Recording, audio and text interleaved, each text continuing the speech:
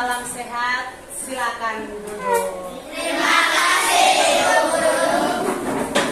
Oke, kalau itu mari kita awali kegiatan pembelajaran kita hari ini dengan sama-sama menyanyikan sebuah lagu Dalam Yesus Kita Bersaudara, dan kita lanjutkan dengan doa pembukaan. Baik, kita sama-sama. Dalam Yesus kita bersaudara. Dalam Yesus kita bersaudara. Dalam Yesus kita bersaudara. Sekarang dan selamanya.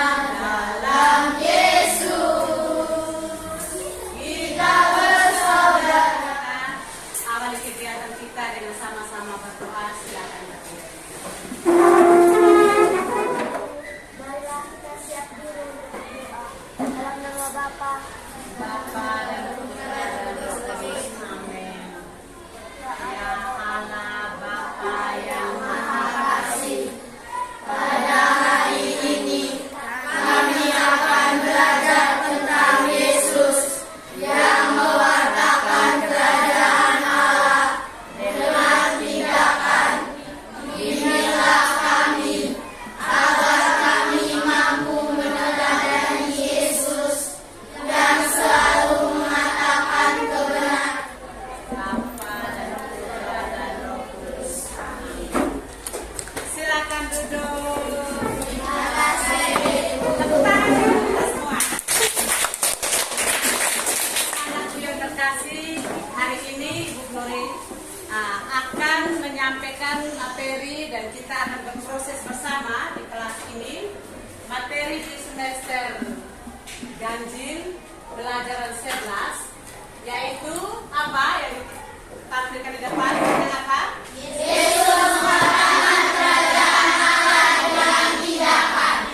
Sebelum masuk pada pelajaran 11 ini, tentunya ada pelajaran 10, yaitu Yesus mewartakan kerajaan Allah dengan kata-kata.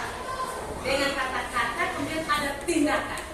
Maksudnya adalah seperti kehidupan kita setiap hari, kalau kita hanya omong-omong, tapi kalau tidak berbuat bersama dengan omong-omong tidak berbuat.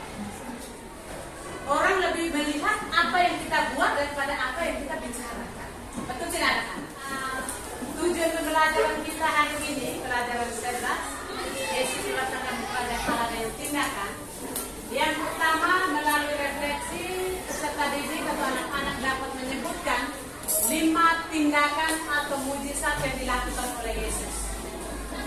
Yang berikut, melalui refleksi, anak-anak di kelas ini dapat menyebutkan contoh-contoh tindakan yang menghadirkan kerajaan Allah dalam situasi.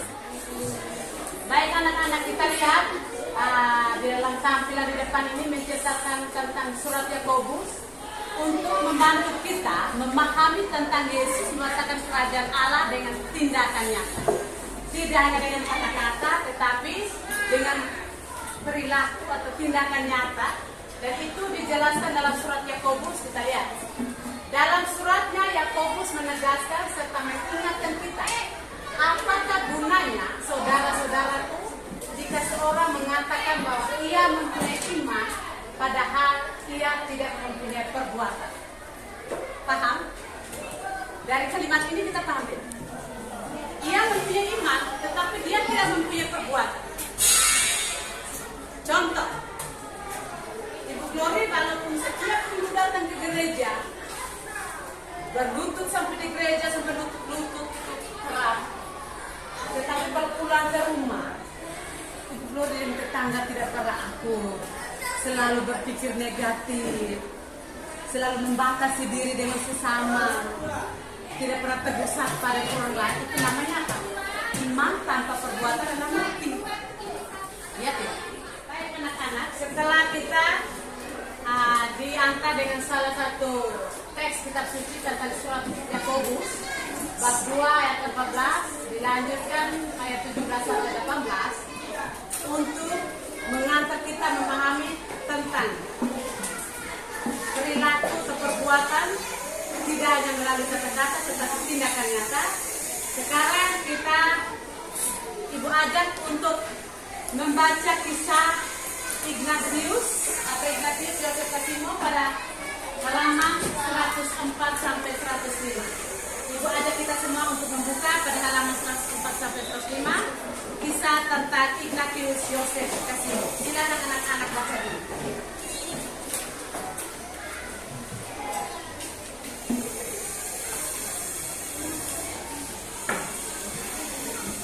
Setelah anak-anak membacanya, baru ada pertanyaan untuk dijawab. Baca secara baik, secara baik.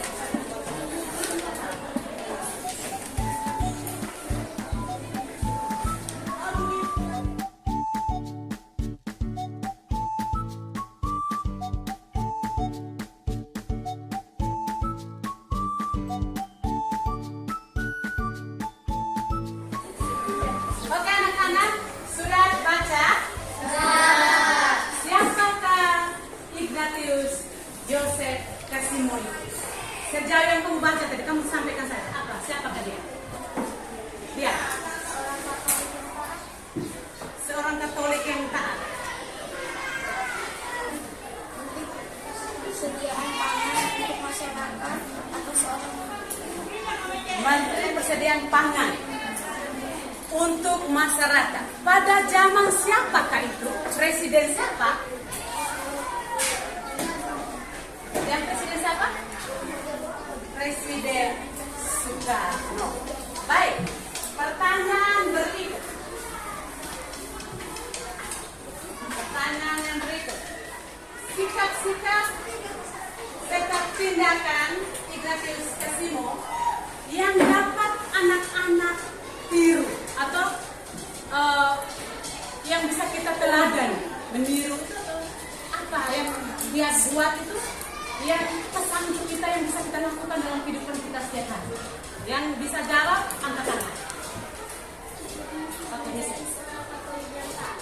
menjadi seorang Katolik yang taat. Oh, juga orang yang sederhana. Sekarang, selain Ignatius, kita tentu selain Ignatius tentu setiap hari kita berjumpa atau ada toko-toko yang menjadi anak-anak kagum tangan yang tersebut. Toko idola di sekolah dari kelas 1 sampai sekarang. Sebutkan guru yang kamu menjadi tamu. Mises, Marcelo, tepuk tangan untuk Mises. Masih ada, angkat tangan selain Mises. Masih ada di sini. Yang kamu idolakan. Ibu Flori, mengapa idolakan Ibu Flori?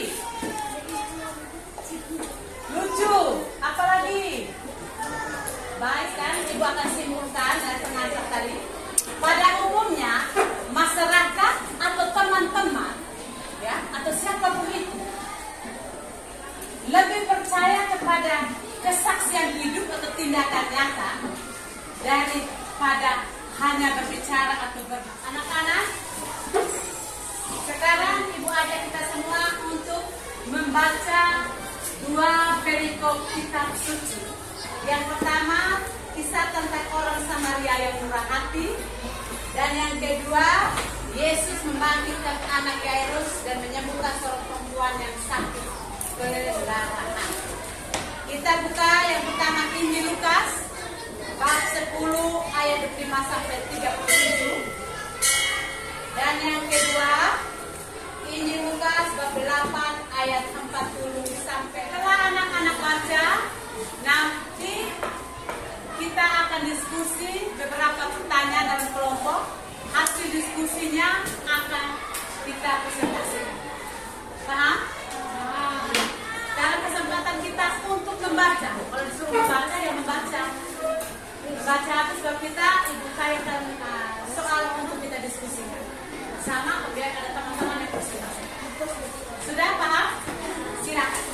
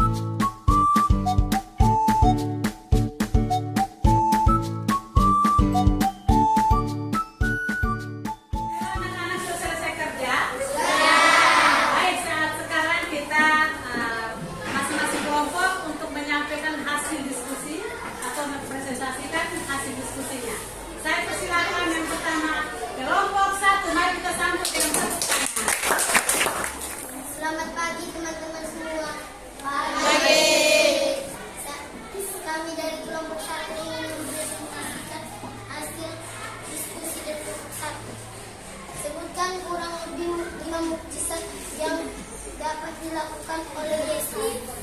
Yang pertama, Yesus memberi makan 5.000 orang. Injil Lukas bab 9 ayat 10 sampai ayat 17. Yang kedua, Yesus mengubah air menjadi anggur. Injil Yohanes bab 2 ayat 1 sampai 11. Yang ketiga, Yesus menyembuhkan orang buta. Injil Lukas bab 18 ayat 35 sampai 43. Yang keempat, Yesus berjalan di atas air. Injil Matius bab 14 ayat 22 sampai 33. Terima kasih. Terima kasih, tepuk tangan. Baik anak-anak, kita pernah mendengar mujizat Yesus? Mungkin ada yang memberikan tanggapan atas jawaban kelompok 1 yang disebutkan benar atau salah? Bagaimana? Atau apa selain yang mereka sebutkan tadi? Mujizat-mujizat Yesus selain yang disebutkan tadi, apa lagi mujizat? Yesus membangkitkan anak Yairus dan menyembuhkan seorang perempuan yang sakit pendarahan. Oke. Dari kelompok Yesus membuat orang yang lumpuh menjadi bisa berjalan. Yesus menyembuhkan orang lumpuh menjadi bisa berjalan. Oke, mari kita tepuk tangan sekali lagi untuk kelompok 1. Terima kasih. Apa yang hendak disampaikan oleh Yesus tentang orang Samaria yang baik hati dengan tema pelajaran kita? Kita harus saling mengasihi dan membantu orang yang membutuhkan, bukan dari kata-kata, melainkan perbuatan. Melarang mereka memberitahukan kepada siapapun apa yang terjadi.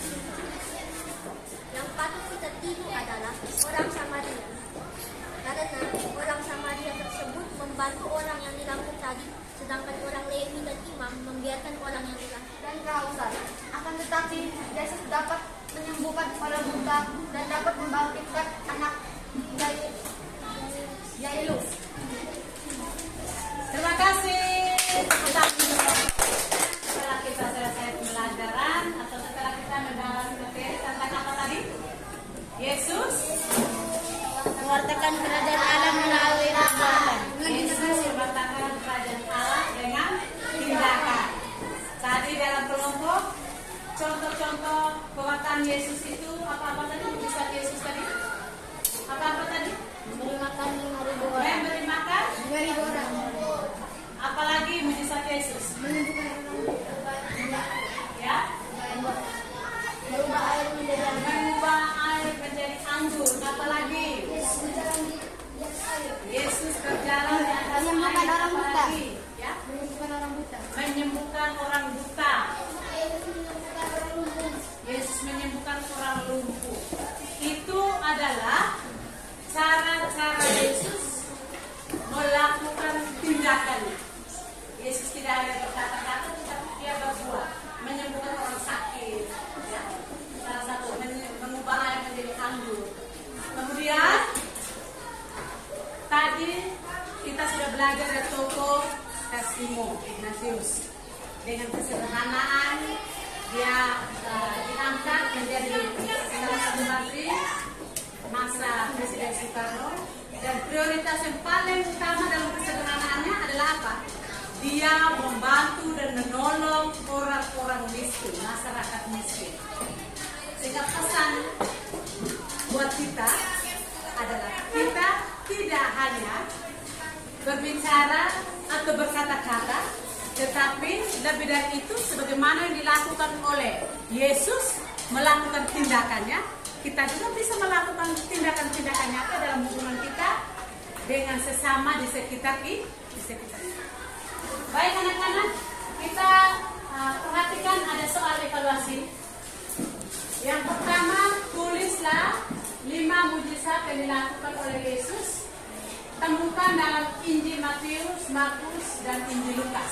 Jadi anak-anak bisa temukan mujizat-mujizat Yesus itu baik di Injil Matius dituliskan bab ayatnya, kemudian Injil Markus bab berapa ayat berapa yang menceritakan tentang mujizat Yesus. Kemudian nomor 2, jelaskan akan selesaikan soal.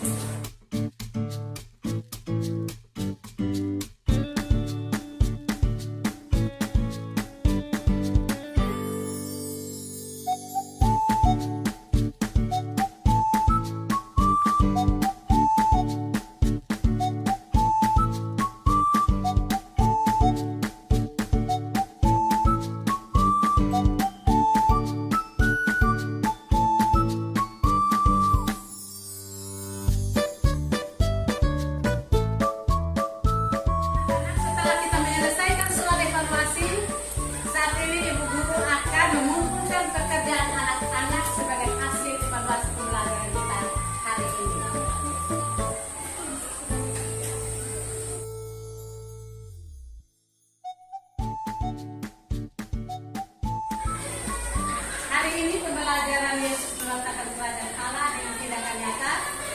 Tentunya anak-anak yang diharapkan sudah bisa paham. Kalaupun belum terlalu memahaminya, kalian bisa membacanya lagi dalam buku masing-masing. Dan ibu mau bertanya kepada anak-anak, apakah penjelasan atau pembelajaran kita hari ini tentang Yesus meletakkan kerajaan Allah dengan tindakan nyata sudah pahami atau belum? Bagaimana anak-anak? Sudah paham? Sudah paham. Kalau sudah paham, baik. Ibu ucapkan terima kasih banyak. Dan jangan lupa itu menjadi salah satu dari pembelajaran kita di semester ganjil untuk persiapan ujian semester 1. Mari kita tutup dengan sebuah lagu. Kalian apa anak-anak? Lagu yang paling